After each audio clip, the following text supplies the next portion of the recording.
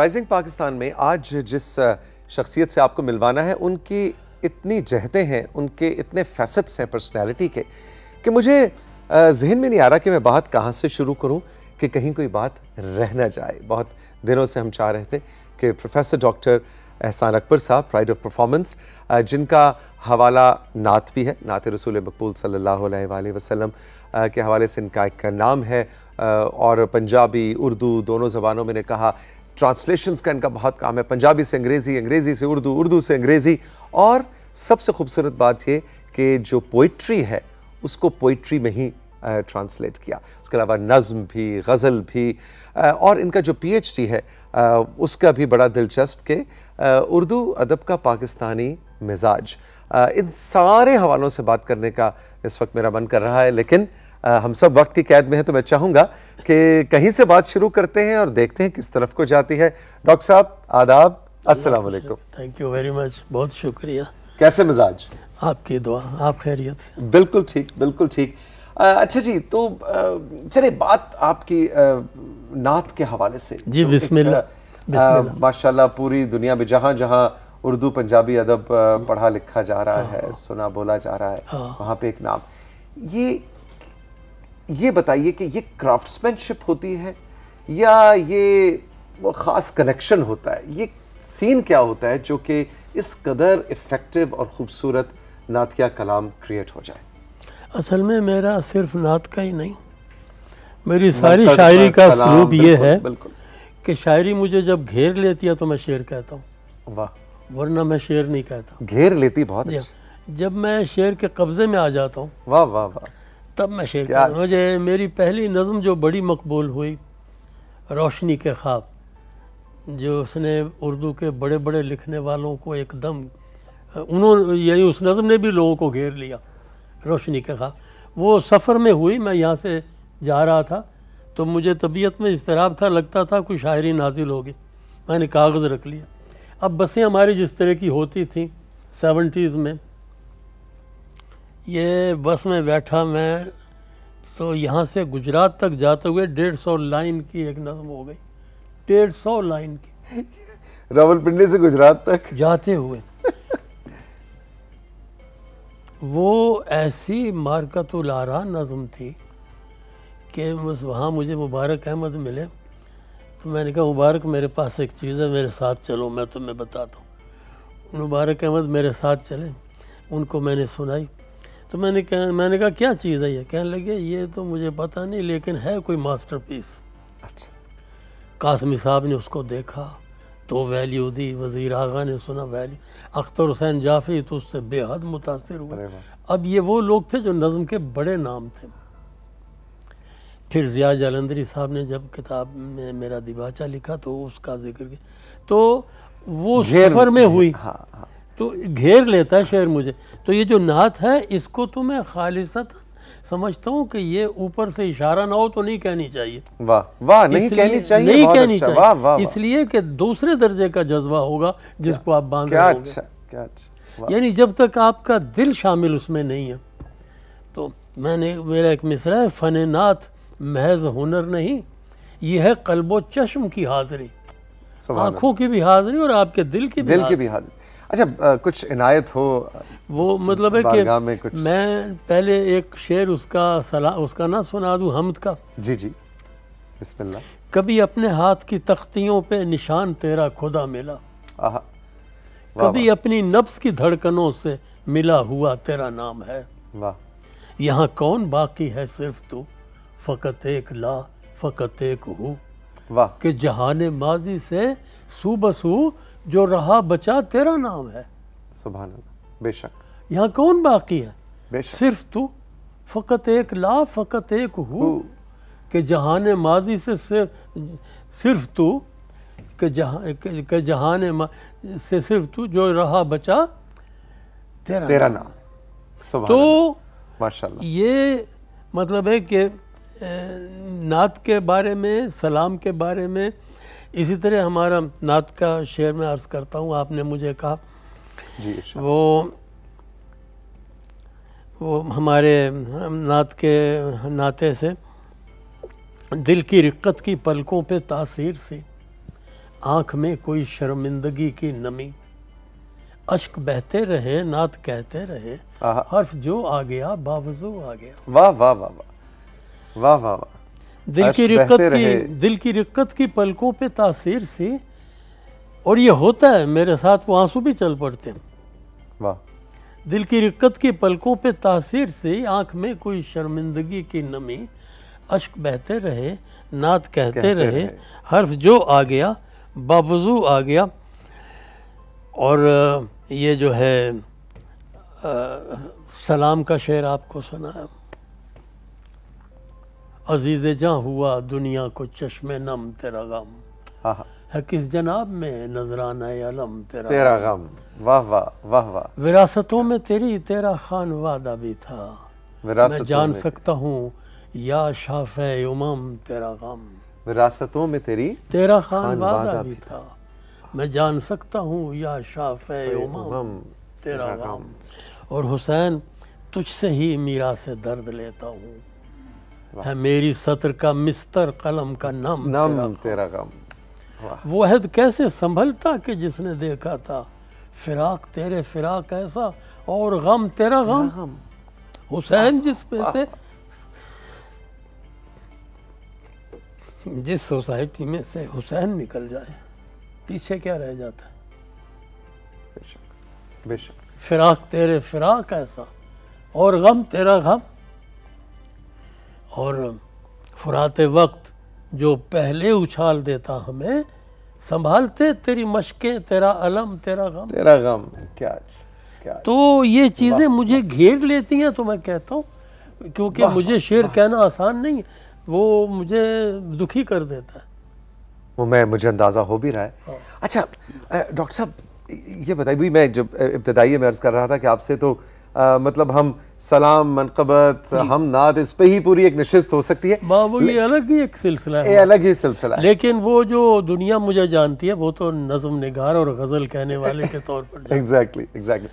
اچھا ابھی نظم کا ذکر پہلے ہوا، غزل کا، تو یہ چیزیں اسی ترجمے کا ایک کام ہے۔ ہاں میں ترجمے کی طرف آنا چاہ رہا تھا کہ وہ جو فیض صاحب، جی میری نعت کی کتاب تو ابھی آئی طہور کے نام سے، یہ انہی دنوں میں۔ کیا خوبصورت نام۔ ہاں تو نعت جو ہے وہ بہت محبت سے کہی، نعت کے اندر ڈاکٹر صاحب جو ترجمہ ہے، اب ترجمے میں تو خیال فکر تو جس نے اوریجنلی لکھا فیض نے لکھ دیا، پنجابی زبان میں لکھ دیا، اب اس کو انگریزی زبان میں لے کے جانا ہے تو خیال فکر سوچ تو فیض کی ہو گئی، تو پھر جو مترجم وہ تو پھر کرافٹسمین شپ ہے، یا اس کے اندر بھی اس فکر کے ساتھ کنیکٹ کرنا ضروری ہے، یا وہ صرف ایک آپ کی زبان پہ عبور اور کرافٹسمین شپ؟ دیکھیے صاحب، زبان پر عبور تو بے حد ضروری ہے، وہ تو ہے ہی ہے۔ اچھا، اور وہ دونوں زبانوں پر، پہلی زبان جس میں شاعر نے تخلیق کیا ہے، آپ کو معلوم ہونا چاہیے لفظ کی نوئنسز کیا ہیں اس کے اندر، پھر آپ کو یعنی انڈر کرنٹس کیا چل رہے ہیں۔ صرف فکر کا لفظ اب اس نے باندھا ہے، تو فکر کو اس نے غم کے معنی میں باندھا ہے، یا سوچ کے معنی میں باندھا ہے، یا فلسفے کے معنی میں باندھا ہے، واہ، کیونکہ لفظ فکر تو ان سارے پہلوؤں کو احاطہ کرتا ہے۔ تو آپ اس کے لیے اب آپ کی زبان کے اندر جو معنی ہے وہ آپ اٹھائیں۔ شاعری میں سب سے بڑا دھوکہ لفظ دیتا ہے، اگر لفظ قابو میں آ جائے تو شاعری وہ طلسم ہے جو آپ کی گرفت میں ہے، لفظ ایک اور لفظ کو پکڑا کے خود غائب ہو جاتا ہے، آپ جس لفظ کو ڈھونڈ رہے ہوتے ہیں وہ نہیں ملتا۔ اسی لیے کہا شاعر نے کہ شاعر ایک لفظ کو ڈھونڈنے کے لیے ساری رات جاگتا ہے، اور صبح کہیں اسے لفظ نصیب ہوتا ہے کہ یہ لفظ تھا میرا۔ واہ، اچھا لفظ بڑی چیز ہے۔ ترجمہ سب سے زیادہ دشوار کون سا لگا آپ کو کرنا؟ ترجمہ مجھے اصل میں دشوار تک اس لیے مجھے نہیں لگتا کہ میں کریشن کرتا ہوں اس کے اندر۔ مثلاً دیکھیے کہ جب تک میں اس سینسبلٹی کو پیدا نہیں کرتا جو اوریجنل زبان میں ہوئی ہے، تو تب تک میں نہیں کرتا. میں نے آپ سے کہا میں تخلیق بھی تب کرتا ہوں جب مجھے تخلیق گھیر لیتی ہے. بڑی کئی بار میرے بارے میں بڑے لطیفے مشہور کرتے ہیں لوگ.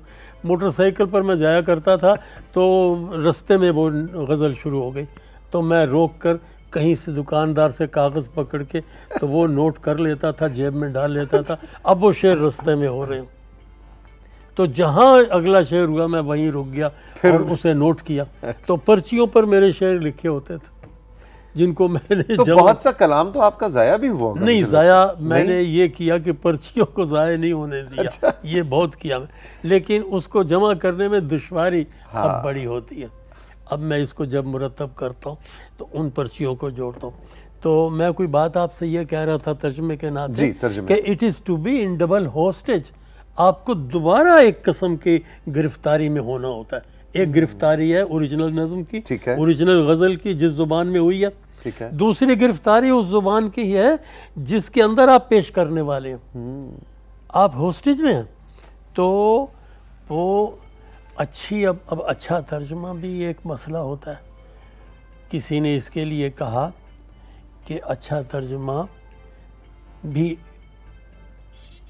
اس کی مثال یہ رکھتا ہے کہ خوبصورت بیوی ہو یا وفادار بیوی ہو. اچھا, تو ترجمہ خوبصورت بھی ہونا چاہیے, وفادار بھی ہونا چاہیے. تو بعض اوقات صرف خوبصورت ترجمہ بنتا ہے جو اوریجنل کا وفادار نہیں ہوتا, اوریجنل سے فاصلہ پیدا کر دیا ہوتا. کیا اچھا, اور خوبصورت تو ہوتا ہے لیکن اوریجنل سے وفادار نہیں ہوتا. بعض اوقات آپ اوریجنل کے وفادار ہو جاتے ہیں لیکن لفظ کی جگہ لفظ بٹھایا ہوتا ہے, وہ مزہ نہیں دیتا. ایسی گتھی ڈاکٹر صاحب آج آپ نے میری سلجھائی ہے. میں کب سے یہ سوال لیے تراجم کے حوالے سے, کیونکہ اب روسی ادب ہم نے اردو میں پڑھا, مطلب تو مجھے ہمیشہ یہ سوال ہمیشہ رہتا تھا, اور آج آپ نے یہ گتھی اتنی آسانی سے میری سلجھائی, اور میری جو تلاش تھی اس سوال کی اس کا جواب مجھے آج ملا. ڈاکٹر صاحب مجھے فٹز جیرالڈ اپیل کرتا ہے. اچھا, اس نے جو ترجمہ کیا خیام کا تو وہ کریٹ کرتا ہے انگریزی کے اندر وہ فضا فارسی والی جس میں خیام نے بات کیا. اب وہ ڈپارٹ کرتا ہے خیام سے کئی جگہ پر. اچھا, کئی جگہ خیام سے وہ ڈپارٹ کرتا ہے. یہ جائز ہے نہیں, لیکن وہ اس کی روح ساری کو پیش کر رہا ہے نا. یعنی خیام نے جو بات کہی ہے, ٹھیک, and in the market place one dusk of day I saw the potter thumping his wet clay. میں نے دیکھا کمہار کو مٹی کو ٹھوک رہا تھا وہ بنانے کے لیے کچھ. And in the market place one dusk of day I saw the potter thumping his wet clay, and with its all obliterated tongue, it murmured, "Gently, brother, gently pray." اب وہ جو مٹی ہے وہ بھی کسی انسان کی مٹی ہے. کوئی مر کے زمین کے نیچے گیا ہے, خاک میں کیا صورتیں ہوں گی کہ پنہا ہو گئی. اس کی مٹی ہے, اس سے کوزہ بنا ہے. اور کوزے پر جو بازو بنا ہوا ہے وہ اس کو دوست کا بازو کہہ رہا ہے. کوزے کا جو گلا بنا ہوا ہے وہ اس کا گلا کہہ رہا ہے. کوزے کا جو پیٹ ہے, تو کوزہ نامہ خیام نے پورا ایک رباعیوں مثنویوں کا معاف کیجیے رباعیوں کا ایک سلسلہ بنایا. ڈاکٹر صاحب ہمیں بریک پہ جانا ہے, لیکن جانے سے پہلے یہ زبان اور ترجمے کے حوالے سے ایک چھوٹا سا سوال ہے جو میرے ذہن میں ہے کہ آپ پنجابی, اردو, انگریزی, فارسی, جب خود کوئی خیال, کوئی سوچ آپ کو گھیرتی ہے, سب سے پہلے کریٹیوٹی آپ کے ذہن میں کس زبان میں آتی ہے؟ پنجابی میں؟ وہ تو مطلب ہے کہ اب اردو میرے پاس اتنی میری اپنی ہو گئی ہے کہ پنجابی سے پہلے اردو آ جاتی ہے. اچھا, پہلے اردو آتی ہے, یہی میں پوچھنا چاہ رہا تھا. میں پنجاب کا میرا خاندان ہے, لیکن میں پیدا بھوپال میں ہوا. تو پارٹیشن سے یہ بہت پہلے کی بات ہے, 38 میں. تو اب وہ تمام زبان کی جو نزاکتیں ہیں وہ میں نے بچپن میں دیکھی ہوئی ہیں, وہ گھر میں بولی ہوئی ہے میں نے. تو ایک طرح سے پنجابی اردو دونوں آپ کی اپنی زبانیں ہیں. اچھا, اور انگریزی مجھے کانوینٹ میں پڑھنے کو ملی وہاں پر, تو وہ انگریزی کو سمجھنا اور فارسی سے دوستی کیسے؟ تو مطلب ایک آسانی تو اسی میں ہوتی ہے کہ اردو میں بات کروں, پنجابی میں بات کروں. فارسی سے دوستی کیسے ہوئی؟ فارسی تو یہ چنی ہوئی شاعری پڑھنے کے لیے فارسی پڑھنی پڑتی ہے. جو بہترین غزل ہے وہ تو حافظ اور سعدی اور ان کے ساتھی کہہ گئے. وہ تو دنیا کو، حافظ نے تو وہ غزل کہی کہ گوئٹے نے اس کو دیکھ کر حیرت کا اظہار کیا. واہ. اور اس نے حافظ کی شاعری سے متاثر ہو کر دیوان مشرقی لکھا. ڈاکٹر صاحب ہمارے ساتھ موجود ہیں، دیوان مغربی لکھا اس نے. پروفیسر صاحب، ڈاکٹر صاحب ہمارے ساتھ موجود ہیں. ایک چھوٹا سا رائزنگ پاکستان میں بریک لینا چاہوں گا، اور مجھے پتا ہے آپ بھی بہت زیادہ انوالوڈ ہیں. اسی گپ شپ کے سلسلے کو یہیں سے جوڑتے ہیں. ابھی ملتے ہیں.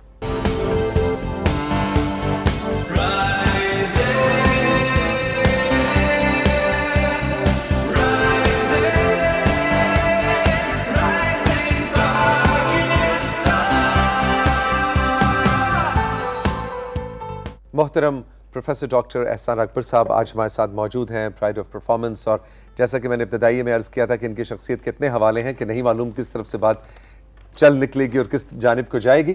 ڈاکٹر صاحب ابھی آپ نے ذکر کیا اپنی گفتگو میں کہ آپ 1938 کی پیدائش، یعنی آپ ماشاءاللہ 83 برس آپ کی عمر ہے. یا 83 سے بھی کچھ مہینے اوپر، یعنی تقریباً 84 ایئرز.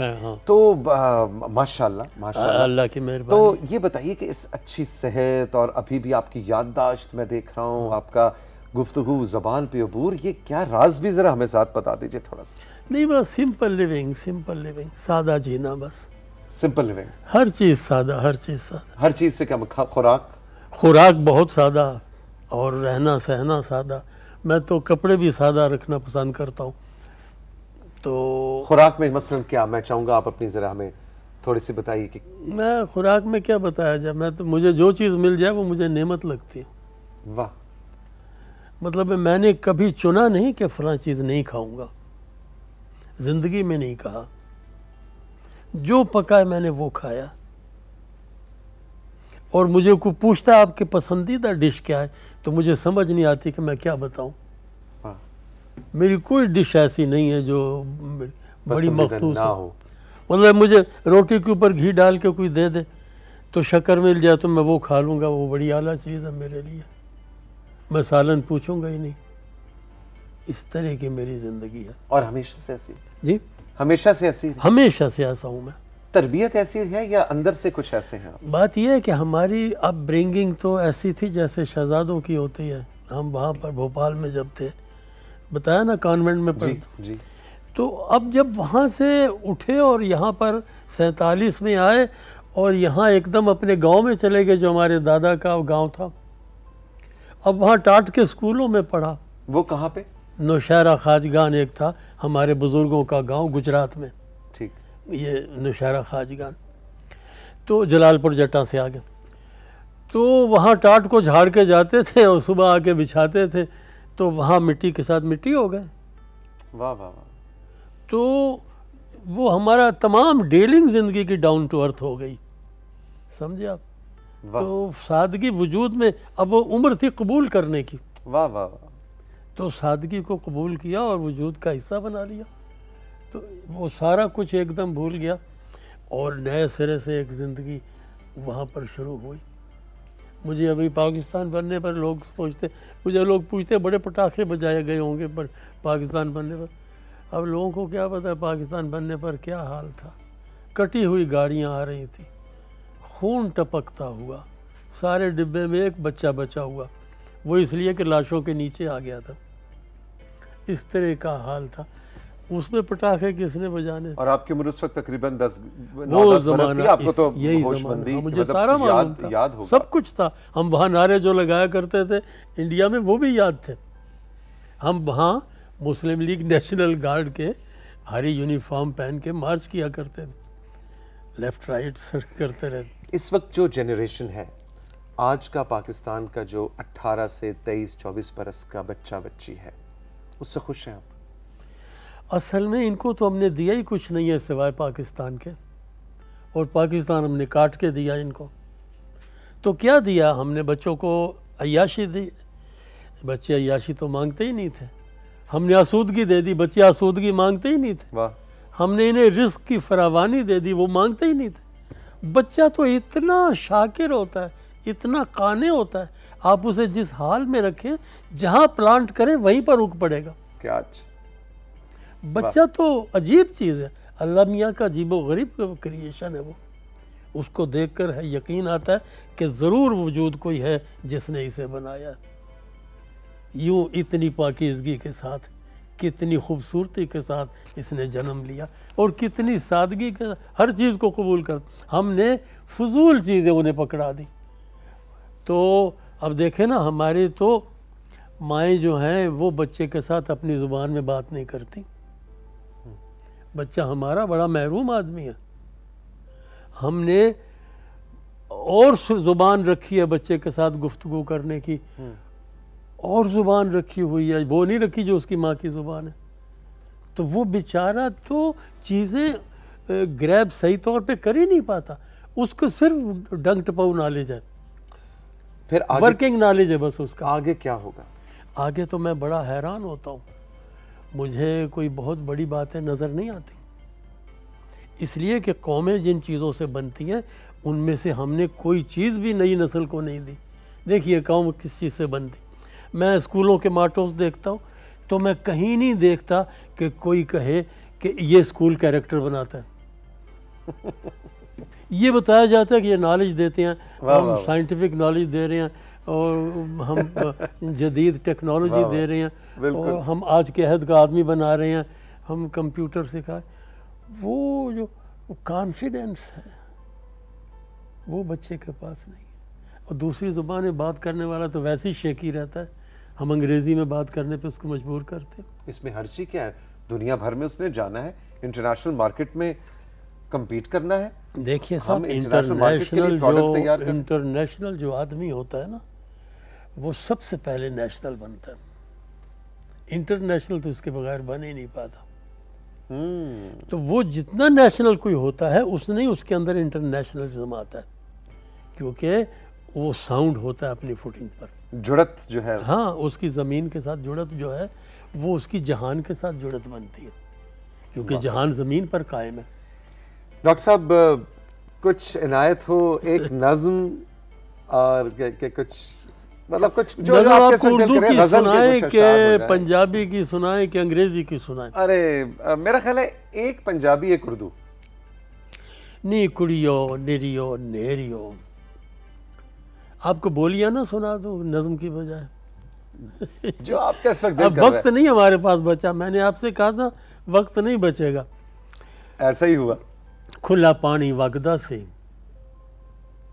کھلا پانی وگدا سی، کئی چنگے ویلے سن کھادا پیتا لگدا سی. واہ واہ واہ. کھلا پانی وگدا سی، کئی چنگے ویلے سن کھادا پیتا لگدا سی.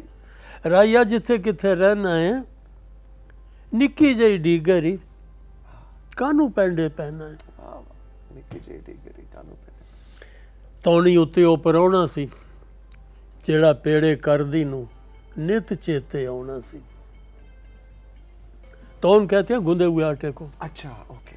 تونی اتے او پرونا سی، پرونا مہمان، مہمان جی جی. تونی اتے او پرونا سی، جیڑا پیڑے کردی نو نت چیتے آنا سی. رائیا جتھا وہ چاہ کیڈی چھیتی لے گئے نے، میرے رنگلے خواب مائے تیری چھتی اتے رہ گئے. ہائے ہائے ہائے، میرے رنگلے خواب مائے تیری چھتی اتے رہ گئے. شادیاں ہمارے کیا خوبصورت، کیا ایموشنل ہٹ کرنے والا ہے کلام. ہماری لڑکیوں کو کیا ملتا ہے؟ اپنے دکھوں کے ساتھ ہی جاتی ہیں. واہ واہ واہ واہ واہ، لطف آ گیا. کچھ آپ کو ایک چلتے چلتے ایک بولی سنا دو، ایک بولی سنا دو. جی جی جی.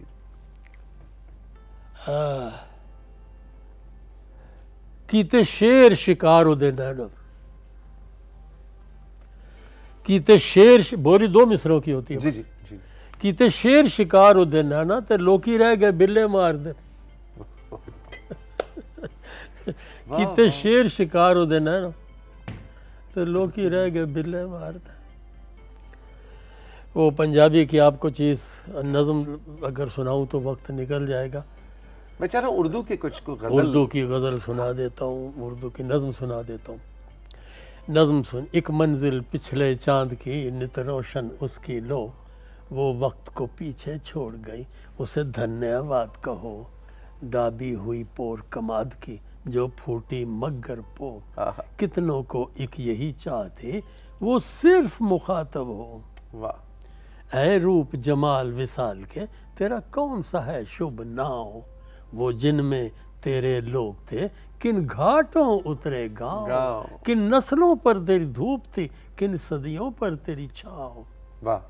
کہہ کتنی نرم دہائیاں تیرا دیکھتے گزری روپ, کن پلکوں میں تیری چھاؤں تھی کن چہروں پر تیری دھوپ. تیری نظر نیازیں بانٹتی بکشا میں روپ سروپ. تو کس سرما کی چاندنی گرما کی شکر دوپہر, تو صبح میں سویا بال کا تو گاؤں میں پچھلا پہر. واہ واہ واہ. تو کس سرما کی چاندنی گرما کی شکر دوپہر, تو صبح میں سویا بال کا تو گاؤں میں پچھلا پہر. سترنگا خواب فقیر کا یا بھید بھری دوپہر. واہ واہ. سترنگا خواب فقیر کا یا بھید بھری دوپہر, ایک پوری نیند کی شانتی تیری کجلے والی لہر. اے سنبھلے جسم کی نازنین کئی عمریں تجھ پر تنگ, تو شبد قدیم کتاب سے اظہار سے جس کی جنگ, تو ذات حیات کے ساتھ کی کیوں نکلی غیر کے سنگ. تو سینوں بیچ پدھارتی کیوں تو نے اوڑھے رنگ, میں شاعر پچھلے جنم کا تو میری پرانی منگ, اب جیون اوڑھ کے آئی تو سہ تنہائی کے ڈنگ. واہ واہ واہ. سہ تنہائی کے ڈنگ.